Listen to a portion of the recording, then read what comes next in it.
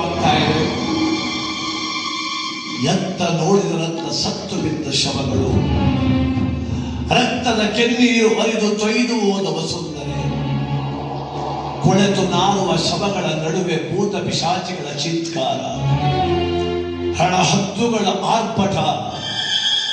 ಇಂಥ ಒಂದು ಘೋರವಾದ ರಣಭೂಮಿ ವೈಶಂಪಾಯನ ಸರೆಯೋರ ಸಮೀಪದಲ್ಲಿ ಸತ್ತು ಬಿದ್ದಿರುವ ಶವದ ಮೇಲೊಬ್ಬ ಅತೃಪ್ತ ತಾಯಿ ಗೋಳಾಡುತ್ತಿದ್ದಾಳೆ, ಎದೆ ಎದೆ ಬಡಿದುಕೊಳ್ಳುತ್ತಾ ಇದ್ದಾಳೆ. ಕಣ್ಣೀರ ಕಟ್ಟೆಯೊಣಗಿದೆ. ಯಾರ ತಾಯಿ?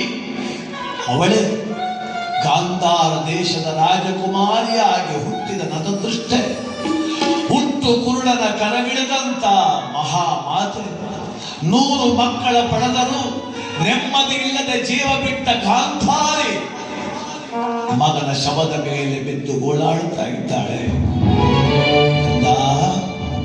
ಸುಯೋಧನ, ನಿತ್ಯವೂ ಒಬ್ಬೊಬ್ಬ ಮಕ್ಕಳು ಸತ್ತರು ಎಂಬ ಸುದ್ದಿ ಕೇಳಿಯೂ ಕೂಡ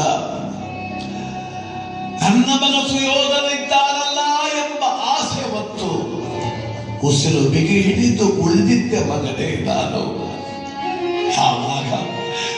ಯಾವಾಗ ರಘೋದರ ಭೀಮ ನಿನ್ನ ತೊಡೆ ಮುರಿದು ಕೊಂದ ಎಂಬ ವಾರ್ತೆ ಕೇಳಿದೆನು, ನನ್ನ ಅಂತಶಕ್ತಿ ಉರಿಗೆ ಹೋಯಿತು ಕಂದ. ಅಯ್ಯೋ, ಎಮ್ಮರದಂತ ನನ್ನ ಮಗನ ದೇಹವನ್ನು ಚಿತ್ರ ಮಾಡಿದ್ದಾರೆ ಬಣ್ಣ ಭೀಮ ಕಂದ. ಯಾವ ಜನ್ಮದಿ ಗೈದ ಪಾಪ, ಯಾವ ಜನ್ಮ